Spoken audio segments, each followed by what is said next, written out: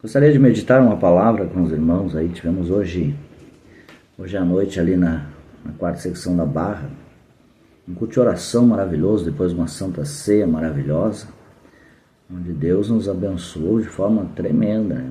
Estava até difícil de encerrar ali a oração, né? Não estava fácil não, né? Mas Deus deu graça, Deus tem dado graça. Nós somos uma igreja que temos depositado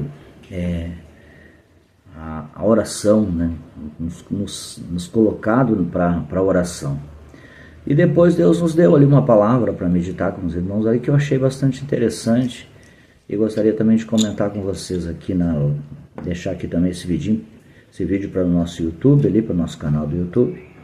Se quiser ali, pode ir no nosso canal do YouTube, inclusive aí se inscrever no canal, nos ajudar a se inscrever no canal, também dando um likezinho aí e ativando o sininho para quando surgir um novo vídeo você ser notificado. E eu estive meditando aqui em Tiago capítulo 1, a partir do versículo 17, com eles ali. No momento a gente estava numa inspiração de Deus ali bem forte. Vamos ver se vem de novo essa mesma inspiração de Deus para a gente meditar com os irmãos aqui, com o pessoal do nosso canal.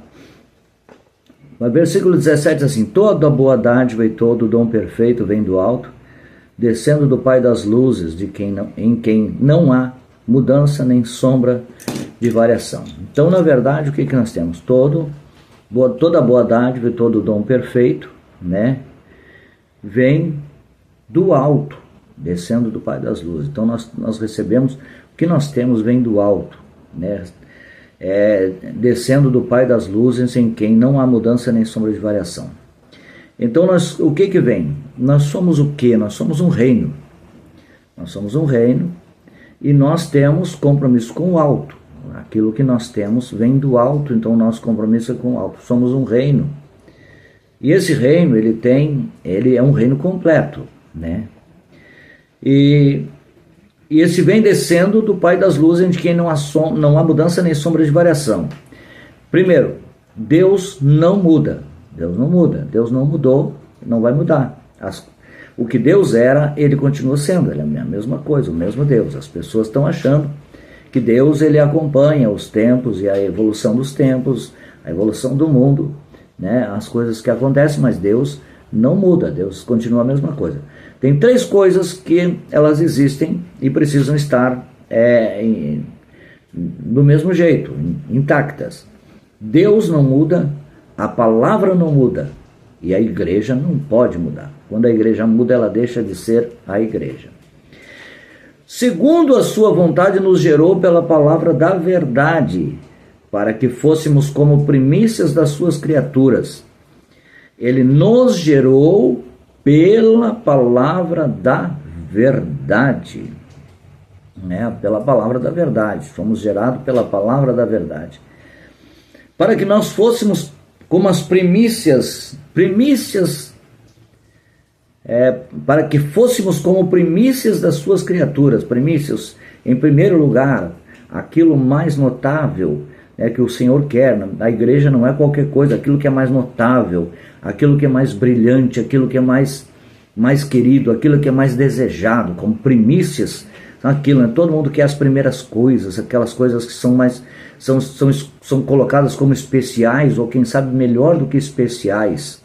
Então é isso que muita gente quer, e Deus quer que nós sejamos esse tipo de pessoa, que nós fôssemos como as primícias das suas criaturas.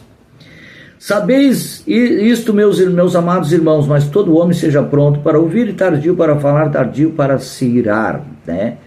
Porque esse é um conselho prático, mas um conselho bem sábio da Bíblia.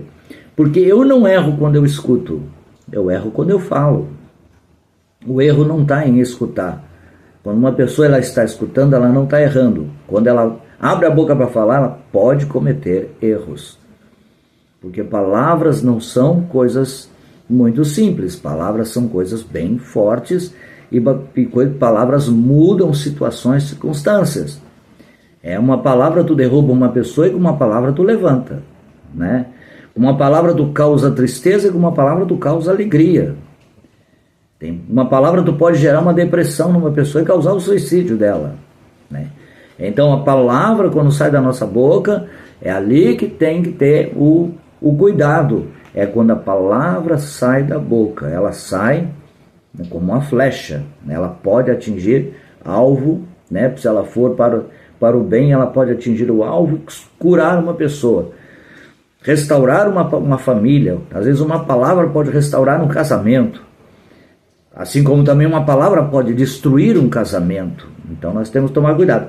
Então, quando nós estamos ouvindo, nós não estamos com possibilidade de erro, mas quando nós estamos falando, nós estamos com a possibilidade de cometer erros e acertos, né? Mas quando se ouve mais e se aprende mais, e aí quando vai falar, fala com sabedoria, e aí sim, aí a palavra serve para a edificação daqueles que estão ouvindo, e é para isso que a nossa palavra precisa ser. O homem tem que ser tardio em se irar, é uma coisa bem difícil, né? Bem difícil. Eu no mesmo veio de uma linhagem de pessoas que se iravam com muita facilidade, né? Pessoas que o pessoal chama de pavio curto, mas tem que controlar, tem que ter algo para temperar esse leão aí, né? Para colocar ele mais ameno, né? Porque não adianta a ira do homem não opera. Aí por quê? Porque na ira do homem não opera a justiça de Deus. Quando o homem se ira, ele sai arrebentando tudo, ele sai falando, ele fala o que não deve, a justiça de Deus fica fora disso. E ali pode causar muitos danos, muitas coisas que depois ele mesmo venha a se arrepender. Então, bom é colocar um freio nisso aí, para que nós possamos não cometer esse tipo de coisa, e depois nós mesmos temos que correr atrás de prejuízos que nós não precisamos ter causado. Pelo que, rejeitando toda imundícia e acúmulo de malícia, recebei com mansidão a palavra em vós enxertada, a qual pode salvar a vossa alma. A palavra foi enxertada em nós, ela não veio em nós. O que tinha em nós era outras coisas, a palavra foi enxertada em nós. Você sabe que enxerto é quando uma planta é colocada para se alimentar da seiva da outra, né? Então a palavra foi enxertada em nós. Hoje essa palavra, para dar fruto, ela depende, a palavra que está em nós depende das nossas ações para que essa palavra possa frutificar, né? A palavra frutificar, ela depende das nossas ações, porque a palavra está enxertada em nós, então a palavra está vivendo em nós, né? Então se eu não produzir, se eu não agir da forma correta, essa palavra não vai produzir um bom fruto, porque ela está enxertada em mim. Mas ela, para produzir o fruto correto, essa palavra precisa da minha atitude, né? Porque ela está se alimentando da minha seiva. Ela entrou e está enxertada em mim. E ela precisa produzir fruto, e para isso eu também tenho que ter consciência. Porque, irmãos, e o último versículo que eu li diz assim: e sede cumpridores da palavra, não somente ouvintes, enganando-vos com falsos discursos. Quem vê os meus vídeos aí, já escutou esse versículo várias vezes, Tiago 1:22, porque eu sou fã desse versículo. Por que ele diz: e sede cumpridores da palavra, não somente ouvintes, enganando-vos com falsos discursos? Cumpridores é o quê? Nós temos o que hoje chamado, tem se falado muito na questão da Constituição do Brasil, Constituição brasileira, né? Nós temos a Constituição do Brasil, nós temos o Código Penal, nós temos o Código Civil, e isso tudo precisa ser guardado por aqueles que são. Quem viola a Constituição pode não ser punido, mas ele é um criminoso. Ele é um criminoso. Então nós temos a nossa Constituição do céu também, que é a palavra, que foi enxertada em nós. Então nós precisamos ser cumpridores da palavra e não somente ouvintes, enganando-nos com falsos discursos. Quando nós, irmãos, hoje existe uma concepção muito errada na questão da interpretação do que é graça, né? Muitas pessoas, até vou fazer um vídeo depois, vou dar um spoilerzinho aqui, mas depois eu vou fazer um vídeo falando sobre o que é graça. A graça é você ganhar aquilo que você não merecia ganhar, né? Digamos que você nunca trabalhou para ter um carro, você nunca trabalhou para ter um carro bom. E chega alguém e te dá o carro sem tu merecer, sem tu ter trabalhado por ele.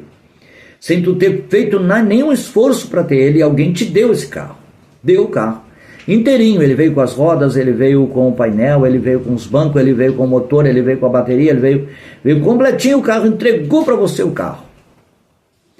Quando a pessoa entregou esse carro para você, se você quiser ter um carro bom sempre, o que tem que ser de agora em diante? Você tem que ter responsabilidade com a manutenção desse carro. Você tem que ter responsabilidade com a manutenção desse carro. Você tem que cuidar daquilo que precisa cuidar. Você tem que fazer troca de óleo, você tem que fazer as trocas dos pneus quando estiver muito ruim, você tem que fazer a vistoria nos fluidos. Tudo isso você tem que cuidar. A salvação foi entregue para nós inteirinha, prontinha. Porque a graça é o favor não merecido. Ela foi entregue prontinha para nós. Mas isso não nos isenta de ter que cuidar dela. Isso não nos isenta de nós ter que cuidar e dar manutenção à nossa salvação. Não, isso não nos isenta. Então tome cuidado, nós pertencemos a um reino cheio de regras. Ah, mas eu estou na graça. A graça tem regras mais apertadas do que a lei. A graça não é algo desorganizado, a graça é organizada. E a palavra de Deus, ela está aqui para que nós venhamos estar organizados na graça. Cuidado com essa coisa, mas isso aqui era para aquele tempo e não sei o que mais. O que nós temos que dividir na Bíblia? A velha aliança, que era lá a lei, da nova aliança. E assim mesmo algumas coisas da velha aliança nós adotamos também aqui, né? Porque tem coisas que não foram revogadas. Então nós temos também que ter sabedoria nisso, buscar sabedoria. Agora, o que não é para ser guardado e cumprido, não foi escrito. O que não era para ser guardado e não era para ser cumprido, não foi escrito. Se você está vendo alguma coisa na Bíblia e você não está cumprindo, a falha não está na Bíblia, a falha está em você. Porque se foi escrito, é para ser cumprido. Né? A gente lê sempre naquela parte do ato de humildade, que é no lava-pé, no finalzinho, onde Jesus assim, se sabeis essas coisas, bem-aventurados sois se as fizerdes. Então, para ser bem-aventurado, é preciso ser cumpridor da palavra. E sede cumpridores da palavra, não somente ouvintes, enganando-vos com falsos discursos, porque quem se dizer salvo, dizer que vai para o céu, dizer que está arrebatado, todo mundo pode dizer. A questão vai ser o dia do arrebatamento.